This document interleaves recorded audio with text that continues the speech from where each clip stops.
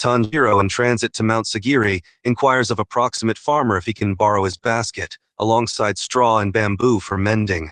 The farmer consents, and Tangiro proffers remittance. The farmer declines compensation, citing the basket's flawed state. However, Tangiro insists on recompensing the farmer, exemplifying tenacity.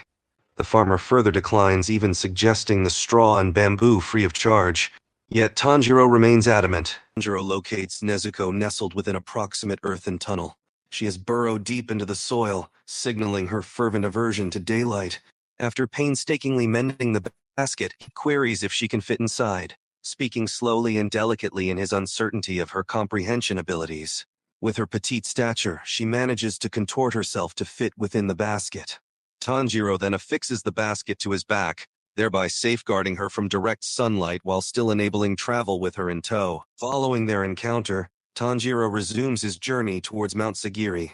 A woman happens to approach nearby, and Tanjiro asks for directions, while seeking information about recent disappearances in the area.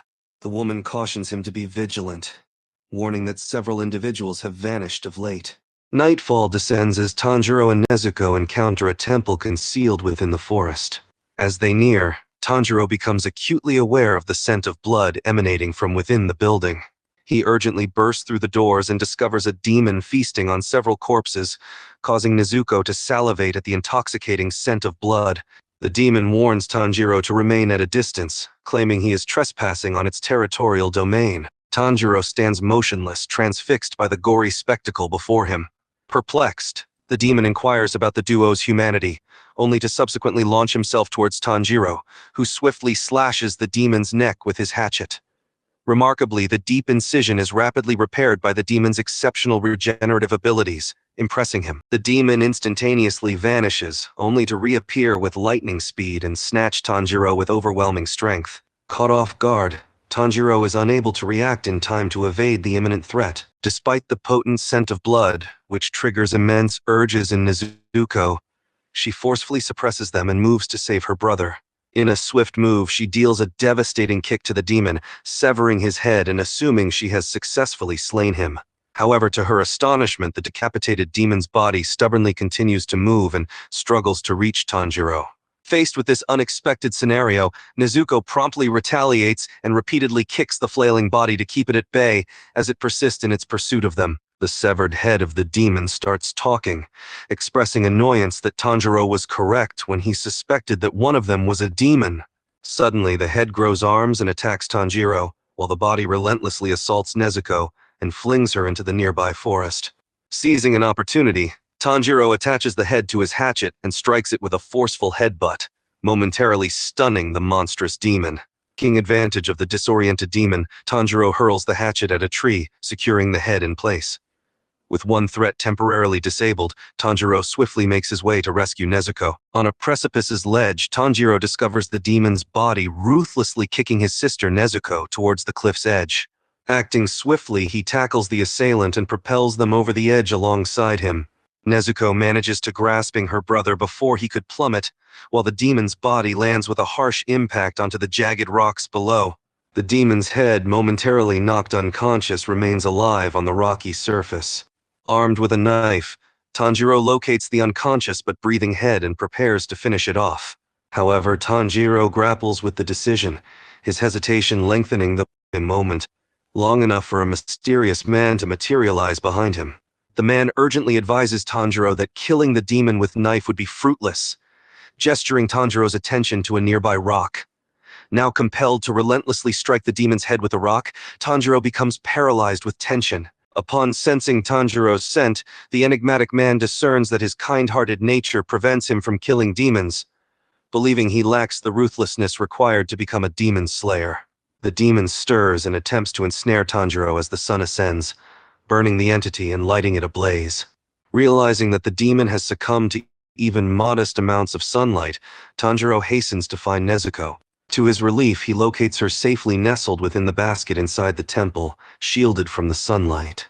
After burying the temple's deceased, the man identifies himself as Sakonji Urokadaki. Sakonji observes Tanjiro's plight and deduces that Tanjiro is the boy sent to him by Giyu. Tanjiro commences to introduce himself and Nezuko, only to be interrupted by Sakonji, who inquires about what Tanjiro would do if Nezuko consumed someone. Stunned by the unexpected question, Tanjiro finds himself speechless and receives a harsh slap from Sakonji, who criticizes him for his slow response. Sakonji chides Tanjiro for his reluctance to kill a demon, asserting that the appropriate response would be to end Nezuko's life and then follow suit. Sakonji warns Tanjiro that such a scenario must never occur, emphasizing the grave dangers associated with traveling with a demon. To assess Tanjiro's suitability as a potential demon slayer, Sakonji sets a test for him, carrying Nezuko while pursuing him.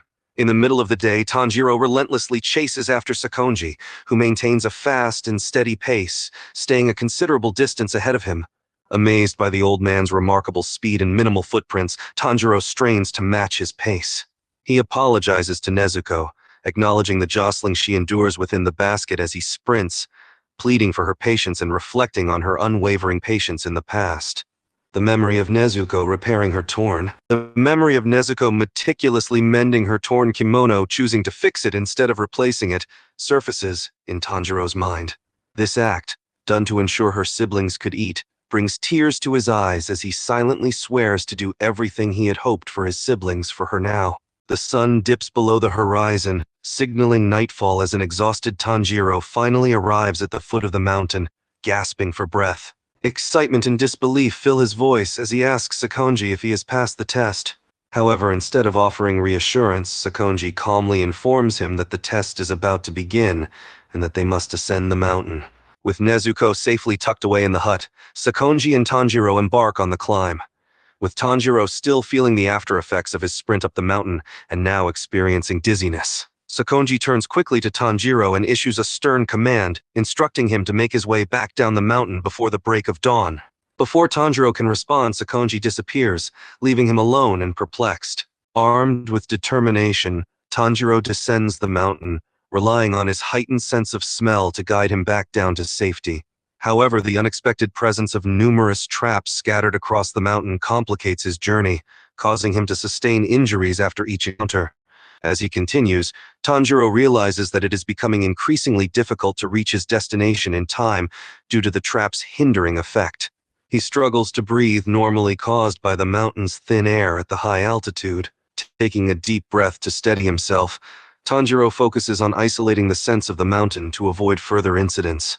With a clear plan in mind, he cautiously descends the mountain, successfully navigating past the majority of traps.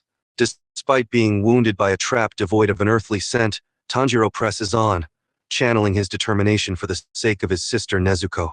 As the first light of dawn breaks, Sakonji gazes upon a battered and weary Tanjiro standing at his doorstep.